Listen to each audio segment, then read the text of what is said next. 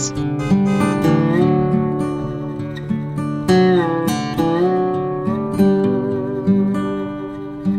L'Île-sur-Mer is a charming village located on the south shore of the St. Lawrence River, halfway between Quebec City and Rivière-du-Loup. L'Île-sur-Mer has a rich history.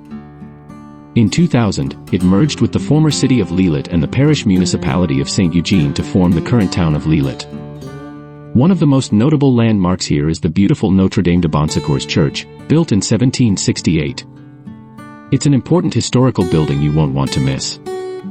Nature lovers will appreciate the local rivers, including the Tortue River, Bras St. Nicholas River, and Talbot River. The scenic beauty of these rivers adds to the charm of L'Île-sur-Mer. L'Île-sur-Mer is a delightful blend of history, culture, and natural beauty. Enjoy your visit and take in all that this lovely village has to offer.